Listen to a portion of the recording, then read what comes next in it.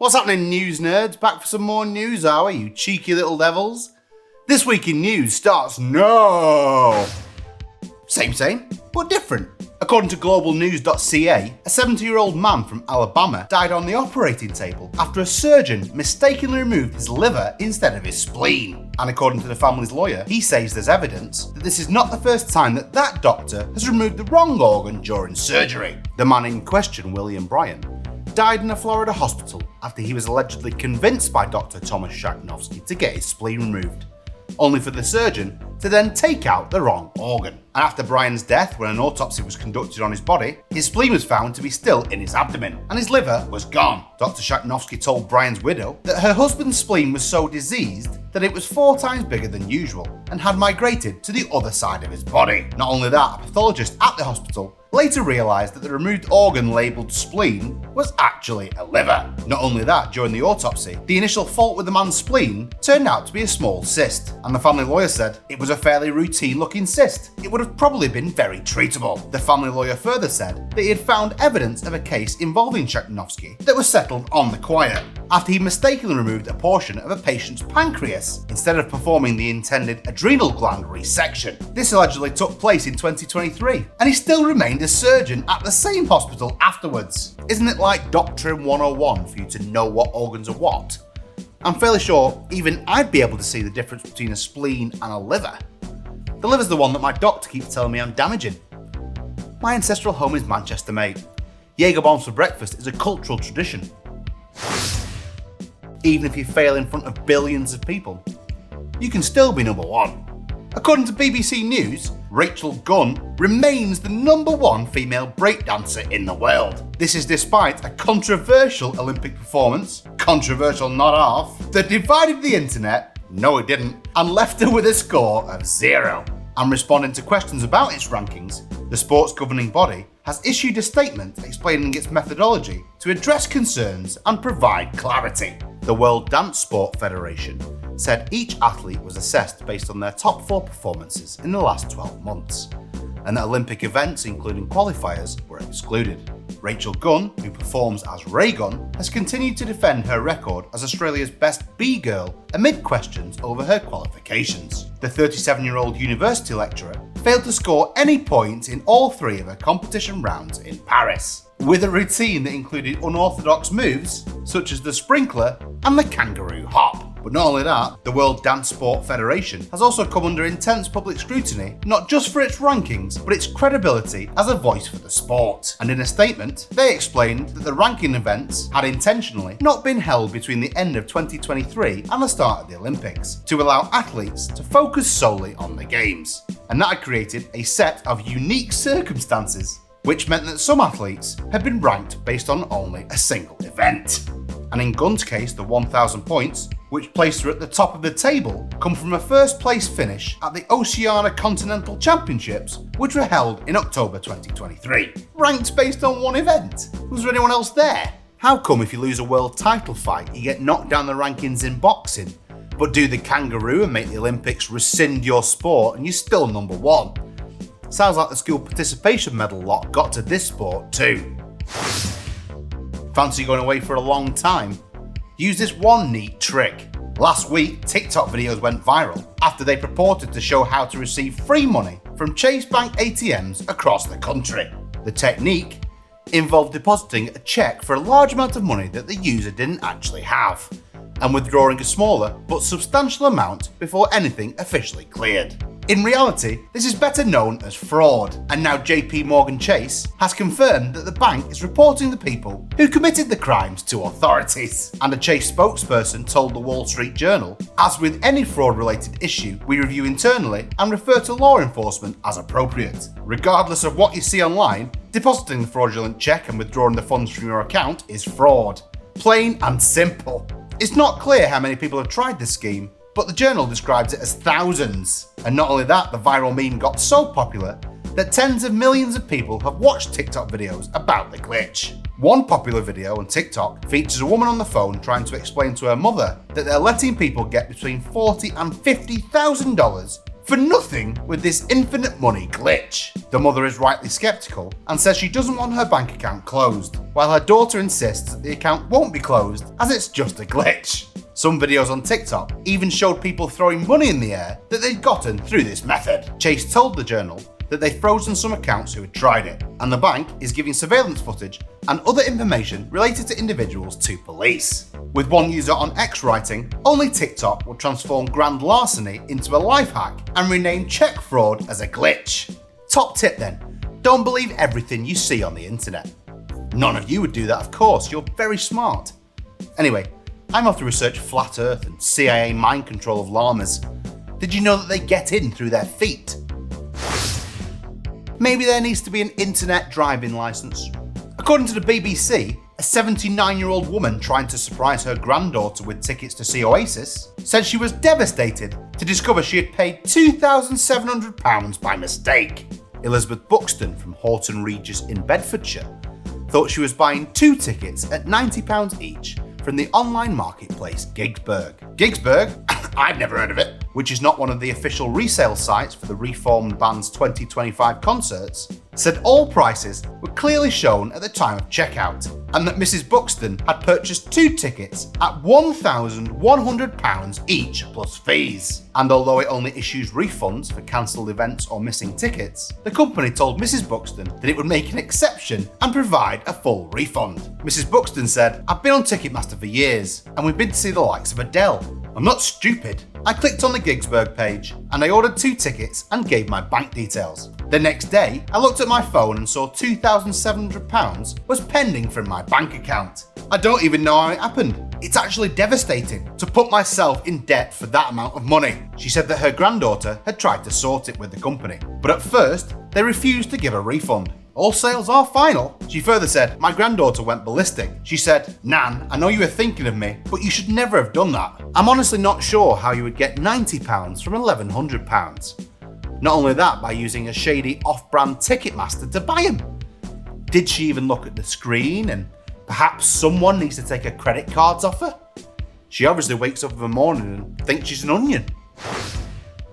This is exactly how to ruin someone's holiday. According to The Guardian, Nikki Knight from Newby in North Yorkshire was on holiday in Turkey after being told by neighbours that her cat had drowned in their pond. She arranged for a funeral for her cat Ted to take place in Thornaby while she and her family were away. But 4 days after the ceremony, after being cremated, Ted walked back into their family home. Miss Knight told the BBC, "I had to break the news to my husband and our 4 children, and we were all absolutely devastated, because Ted is a huge personality and a beloved member of the family." But 4 days after the cremation, Knight, still in Turkey, saw she had several missed calls from her cat sitter. She said, "I was in the pool again, having a lovely time, having, put Ted's death behind us." The cat sitter then told Knight that Ted had just walked through the cat flap. "I didn't believe it at first. I had to get her to FaceTime me live so that I could see that Ted was actually alive." She then realised she'd paid £130 to cremate someone else's cat. And when she later went to collect the ashes, she saw that the urn had been labelled "Not Dead Ted." 130 quid to have your cat back is a small price to pay. Alright, you've traumatised the kids and they'll never be able to trust another human being again, but at least it's back home, making your home smell like urine and dung again. Ah, bliss. Not a traffic cone or perhaps a roadside no? According to Gambling News, the Las Vegas police have arrested a woman who stole a coffin with a body in it from a funeral home. The woman said that she was drunk at the time and had no recollection of it happening. Patricia Sierra broke into the affordable cremation and burial funeral home on August the 27th, with surveillance footage showing the woman breaking through a window and unlocking the front door before proceeding to enter the property's viewing room and wheel a coffin outside. Sierra then apparently dumped the body outside the funeral home. After that, she left the coffin and fled the crime scene. At around 3:30 a.m, emergency services received a report of a body lying in front of the funeral home. Authorities rushed to the scene and identified the deceased remains and learned the body had arrived at the funeral home on August the 20th and had a viewing day before being stolen and thrown outside. The police, though, didn't look for long as the culprit was identified not long after the crime. Someone grassed her up 2 days after the incident after they'd recognised the woman while she was shopping at a local convenience store. The woman then admitted that she was the woman in the surveillance footage, but said she had no memories of the incident. She told police that she had drank 6 beers before the incident and added that alcohol often makes her black out. She apologised for the incident, but despite that, she faces charges of burglary, grand larceny and disturbing human remains, and remains in custody with a bail set at $11,000. Drink is a depressant, and maybe she was just feeling a bit lonely. We all need somebody to love. Ow! Maybe I too could be an artist. According to the BBC, a new statue designed to commemorate Elizabeth II, the UK's longest serving monarch, has received a mixed reception. The bronze sculpture, created by North Belfast artist Anto Brennan, was unveiled in Antrim Castle Gardens on Friday, and features her, Prince Philip and 2 corgis. Since then, the statues have attracted some criticism on social media and commentary from visitors to the County Antrim Gardens. Antrim and Newton Abbey councillor Vera McWilliam told BBC News, "We have to be honest, it does not resemble the Queen in any shape or form. He might resemble her more, I don't know."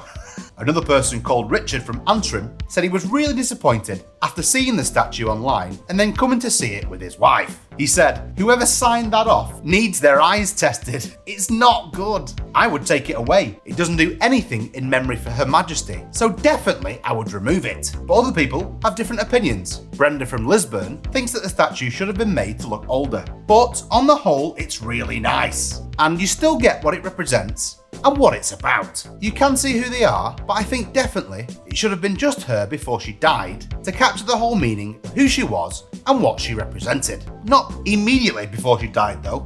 And Alejandro from London said, "As it's in her memory, I guess it's a good thing, but it doesn't look like her. The dogs on Prince Philip look nice, but the Queen, it doesn't look like her."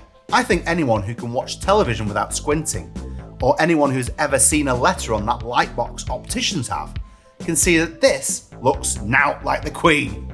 She looks like a waxwork of a waxwork of a waxwork Queen. What's that? Waxwork cubed? This is betting, but not as we know it.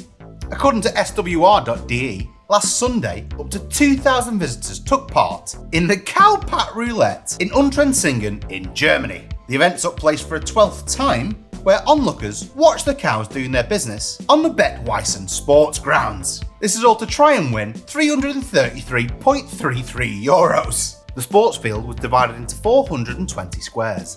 Blaze, each measuring 3 by 3 metres. People could then buy tickets for a square of their choice.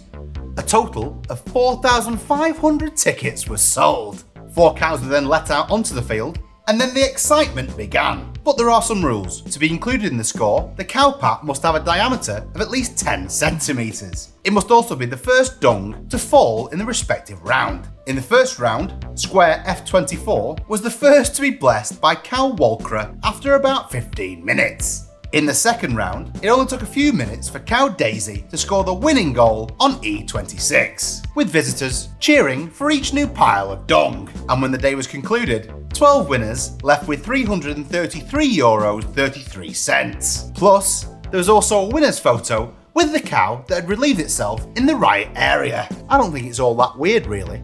Lots of people bet on Bolton to win their league every year, and that's basically like betting on a pile of shite and seeing where that lands. The bottom is where it lands.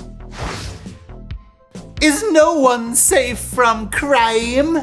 According to Reuters, Britain's police and crime minister had her bag stolen at a conference for senior and mid-ranking police officers, where she spoke about the growing problem of theft and shoplifting. The incident occurred when Diana Johnson attended the Police Superintendents Association conference in central England, where one senior officer told her in a speech that the criminal justice system was broken. A government official said Johnson had her bag stolen at the conference, but no security risk had been identified. In her speech, Johnson said Britain had been gripped by an epidemic of antisocial behaviour, theft and shoplifting. But Warwickshire Police said a 56-year-old man was arrested on suspicion of burglary and released on bail in connection with the incident. In her speech, Johnson announced plans to give more police officers training to tackle antisocial behaviour after a decade of decline. She said, "Too many town centres and high streets across the country have been gripped by an epidemic of antisocial behaviour, theft and shoplifting, which is corroding our communities and cannot be allowed to continue." It will though, won't it? It will be the same. Many years ago, I once got something important stolen whilst I was out and about. My heart. God, this girl at Burger King captivated me. Sure, the grease was rolling off her teenage forehead, but those spots looked like stars in the sky. Ah, Warrington, the city of love. Here are my honourable mentions. These are stories that just didn't quite make the cut. A couple who are 100% Disney obsessed have lost their lawsuit to get back into the exclusive Disney Club 33. According to the article, one of the couple was found looking drunk and smelling of booze, to which Disney kicked him out because of it. But they now claim he had some sort of migraine that induces intoxication-like symptoms. Disney then brought in an expert who said it was more likely he was just pissed as a fart. The couple have so far spent $400,000 on this lawsuit, and they're planning to keep fighting. In my opinion, they need to both start having affairs or doing copious amounts of drugs. Do something meaningful with their lives instead. Another story is that we all missed out on the European Tram Drivers' Championships in Frankfurt on Saturday. The drivers were pitted against other countries in events such as perfectly stopping the doors at the right position, and an emergency stop one, which is basically a reaction test. Oh, and of course tram bowling, where they push a 1.5 metre ball into 2 metre bowling pins. Did I mention it's free? This actually sounds pretty sick. Do you know, I'm fed up with hiding my nerdiness now.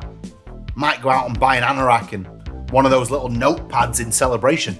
Another story is Chesterfield firefighters are calling for people not to store their guns in the oven. This was after emergency services responded to reports of a fire. Officials said someone turned the oven on with the gun inside, where the temperature, unsurprisingly, caused it to fire 5 rounds. Chesterfield EMS put a post out on their social media after the incident. It said, "Please do not store guns or anything else in your oven. Keep them somewhere secure." Pretty sad that the population needs to be told this, to be honest. Idiots! And my final honourable mention is that a bag of Cheetos put the ecosystem of the Carlsbad Caverns in jeopardy. Apparently the environment there is so sensitive, even the stuff you bring in accidentally on your feet is dangerous. So obviously, a bag of Cheetos is like a neutron bomb. Gist is, they had to bring in some sort of hazmat team to remove the offending article and banish it to the Shadow Realm. This was all because someone littered. Not really much to say other than don't litter. Or if you do, make sure it's in someone you don't like's front garden and not a national park. Thanks for watching. Please like, comment and subscribe if you do so fancy. Also, if you think there's any news that we might have missed, please get in contact on the email below. Please also check out our news sources down there in the description, because you should check out the news, and you should start liking news, and you should start obsessing over news and never sleeping because of the news and have a panic attack and a nervous breakdown and your kids leave you and your wife doesn't like you ever again. See you next time for another jam-packed news you might have missed. Stay gravy.